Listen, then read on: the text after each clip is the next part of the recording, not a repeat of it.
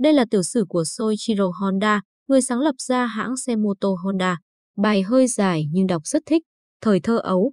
Trong suốt thời thơ ấu của mình, Soichiro Honda luôn bị những chiếc máy bay mê hoặc và luôn mơ ước được lái một chiếc ô tô. Niềm say mê và mơ ước là hai điều luôn thường trực trong cuộc đời của Soichiro Honda. Mỗi người, khi còn trẻ đều có mơ ước và hoài bão của mình, nhưng cơn lốc của cuộc đời thường cuốn nó theo. Tuy nhiên, Soichiro Honda không bao giờ quên được giấc mơ ngày thơ ấu của mình. Mơ ước có lẽ là điều khó biến thành sự thật nhất. Mặc dù vậy, với Honda, ông là một người có tài và với sự tự rèn luyện bản thân, ông đã theo đuổi được hoài bão của mình và biến giấc mơ thành hiện thực. 84 năm cuộc đời của ông luôn đầy ắp những thử thách khó khăn, nhưng phương châm của ông là luôn theo đuổi vượt qua thử thách. Tính cách này cộng với sự quyết tâm đã giúp ông đạt được mục đích của mình. Ông Soichiro Honda sinh ngày 17 tháng 11 năm 1906 tại Yamagashi, làng Komio, nay là tên Ryu, hạt Iwata thuộc Shizuoka Prefecture. Năm Soichiro sinh ra cũng là năm đầu tiên giải đua Grand Prix được tổ chức tại Le Mans, nước Pháp.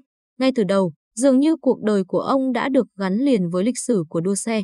Soichiro Honda là con trai cả của gia đình Jay Honda. Bố của Honda, ông Jay là một thợ rèn. Do nghề nghiệp của ông nên trần nhà của gia đình Honda luôn ám khói đen. Công việc chính của ông là sửa chữa những dụng cụ nông nghiệp. Bên cạnh đó ông còn rèn thêm gươm và thỉnh thoảng được thuê sửa súng săn lợn rừng và gấu. Từ kinh nghiệm đó, Jay đã tự mình chế tạo súng. Ông làm tương đối tốt, vì vậy cửa hàng bán súng ở địa phương đã thuê ông sửa chữa súng cho những khách hàng của họ. Với sự nổi tiếng về kỹ năng và sự khéo léo, ông đã được cả làng ca ngợi về đạo đức và tay nghề của mình.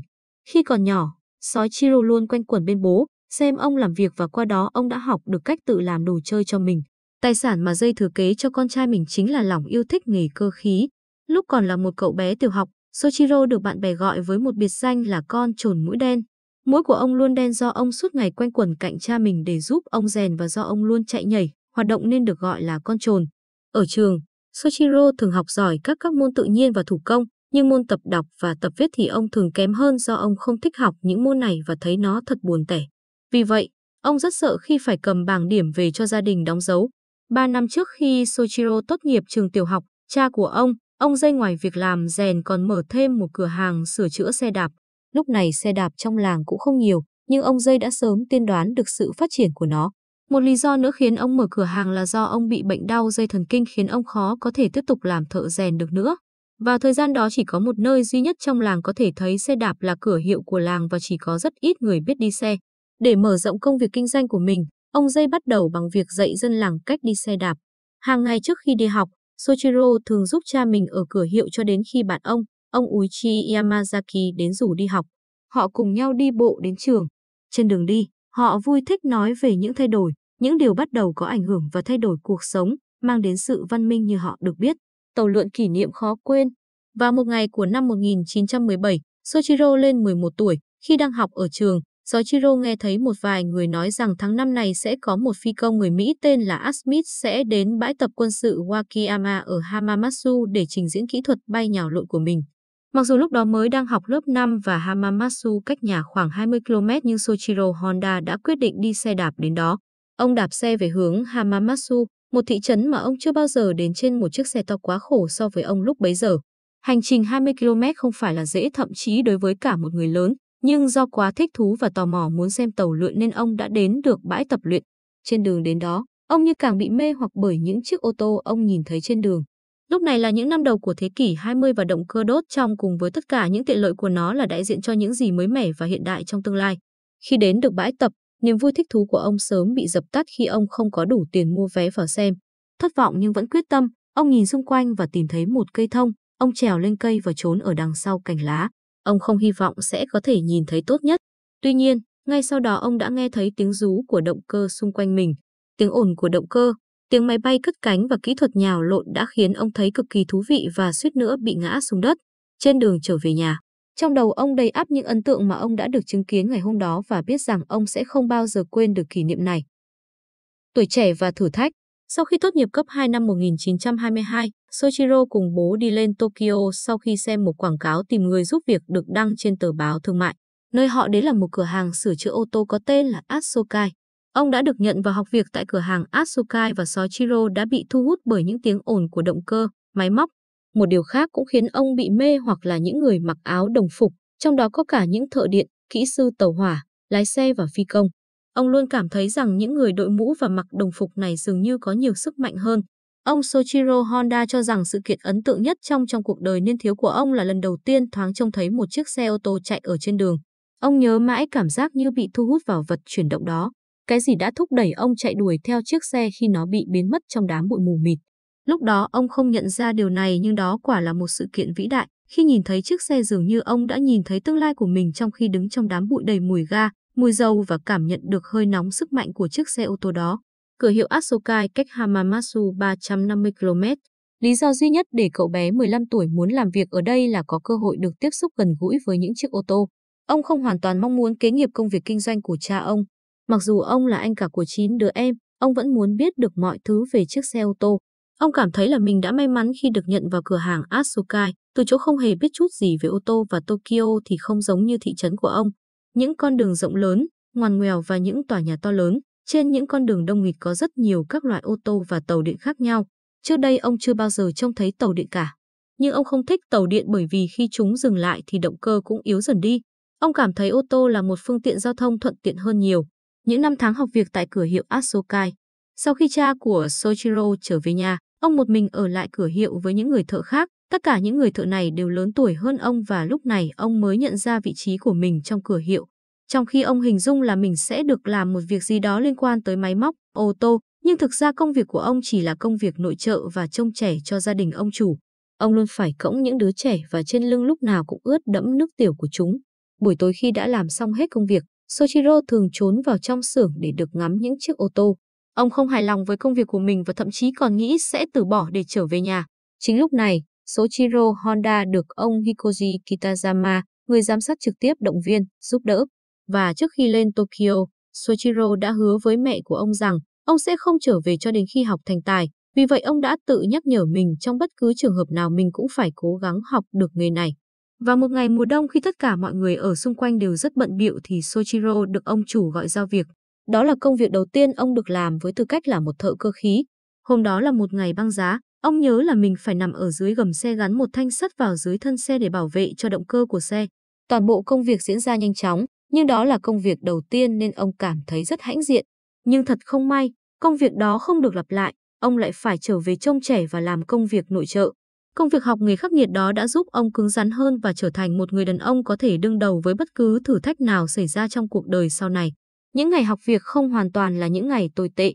Hàng ngày sau khi hoàn tất mọi công việc, ông được phép đi tới cửa hiệu thứ hai của Asokai nơi mà một chiếc xe ô tô đua đang được làm tại đó. Ông Sakakibara, ông chủ cửa hàng rất ham mê đua xe, một môn thể thao mới được giới thiệu ở Nhật Bản và ông này dự định tham dự cuộc đua bằng chính chiếc xe của mình. Trận động đất và những thay đổi. Vào khoảng gần trưa ngày 1 tháng 9 năm 1923, một trận động đất khủng khiếp đã xảy ra ở Tokyo và những vùng lân cận.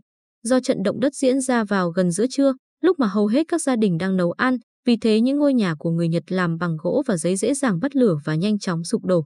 Trận động đất đó là một thảm họa khủng khiếp. Toàn bộ Tokyo hầu như bị cháy lụi với gần 100.000 người bị thiệt mạng. Vào lúc động đất, Soichiro chạy vào trong nhà và giật cái máy điện thoại đang treo ở trên tường ra vì ông biết đó là một thứ rất đắt tiền và vì vậy cần được bảo vệ. Nhưng bỗng nhiên ông chủ ra lệnh cho Soichiro phải đưa những chiếc ô tô ra nơi an toàn. Từ trước đến nay Soichiro chỉ biết có trông trẻ chứ chưa bao giờ được lái xe, nhưng ông đã cố nhớ lại những gì mà các thợ sửa chữa đã từng làm và cố gắng lái một chiếc xe ra khỏi cửa hiệu. Sau trận động đất, mọi thứ trở nên hỗn loạn. Không có người nào để ý hay nói bất cứ điều gì khi Soichiro chạm tay vào hoặc lái thử bất kỳ một chiếc xe ô tô nào cả. Hầu hết ô tô trong cửa hiệu là của khách hàng, nhưng cửa hiệu Asokai còn có một cái xe máy có thùng nhỏ ở đằng sau. Sau trận động đất, Soichiro trở thành người đi xe máy rất giỏi. Do cửa hiệu Asokai hầu như bị phá hủy bởi trận động đất nên họ xây một cửa hiệu tạm thời ở ngoại ô. Hàng ngày, ông đi xe máy từ cửa hiệu cũ đến cửa hiệu tạm thời. Mọi phương tiện vận tải ở Tokyo hầu như bị đình trệ, vì vậy nhiều người cần được giúp đỡ, và với chiếc xe máy của cửa hiệu, Soichiro đã giúp đỡ rất nhiều người. Cửa hiệu không có ngay kế hoạch phục hồi và tiếp tục kinh doanh, vì vậy hầu hết những thợ cơ khí trở về giúp đỡ gia đình của họ. Soichiro bị cuốn hút vào cuộc sống và những công việc sau trận thiên tai nên ông quên cả liên lạc với gia đình, đến nỗi ông Jay rất lo lắng về đứa con trai của mình và ông đã tìm mọi cách đi lên Tokyo tìm Soichiro. Khi thấy con trai mình dũng cảm chạy xe máy qua những đống đổ nát của Tokyo thì ông rất yên tâm. Do động đất nên có nhiều xe ô tô bị phá hỏng, Ông Sakakibara đã mua lại những chiếc xe này để sửa chữa phục hồi và bán cho khách.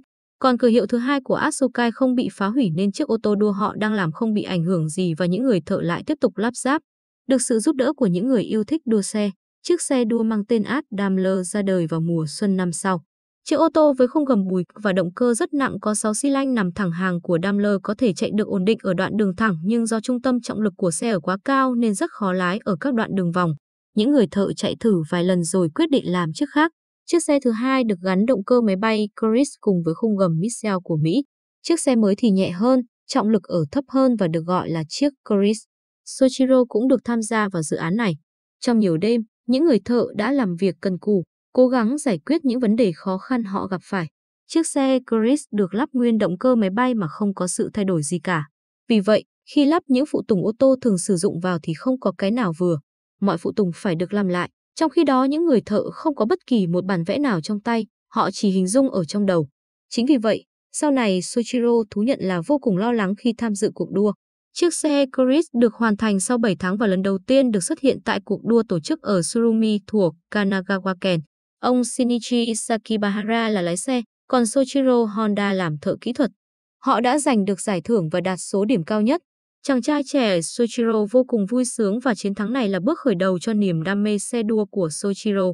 Vào mùa thu năm Soichiro 17 tuổi, ông Sakakibara cử một mình Soichiro đến Morioka, phía bắc của Nhật Bản để sửa một chiếc xe chữa cháy. Ông Sakakibara đã nhận thấy khả năng tuyệt vời về cơ khí ô tô ở cậu thanh niên trẻ của gia đình Honda. Mất hơn một ngày đường Soichiro mới đến được Morioka. Sau khi đến ga xe lửa, Soichiro đi bộ đến làng nơi có chiếc xe chữa cháy. Để hành lý trong nhà trọ, Soichiro bắt tay vào làm việc ngay. Lúc đầu, những người có mặt ở đó rất nghi ngờ khả năng của cậu thanh niên trẻ này. Tuy nhiên, sau khi chứng kiến công việc mà Soichiro làm thì họ không khỏi ngạc nhiên. Sau đó, họ mời Soichiro nghỉ tại một phòng đặc biệt của quán trọ và thết đãi một bữa tối thịnh soạn. Soichiro Honda lấy làm lạ về cách đối xử đó và từ kinh nghiệm này ông nhận ra tầm quan trọng của việc giành được sự ghi nhận của mọi người. Sau trận động đất công việc của cửa hàng Asukai vẫn diễn ra tốt đẹp. Doanh số bán hàng của họ vẫn tăng và hầu hết mọi nhân viên làm việc ở đây trước kia đã quay trở lại. Khách hàng của Asukai mang đến sửa những chiếc xe nhãn hiệu Mercedes-Benz, Lincoln và Daimler. Vào thời điểm đó, Nhật Bản vẫn chưa có nhà sản xuất xe ô tô nào cả. Tuy nhiên có rất nhiều thanh niên muốn học việc tại Asukai để được học những công nghệ mới và được tiếp xúc với những chiếc xe mà họ yêu thích.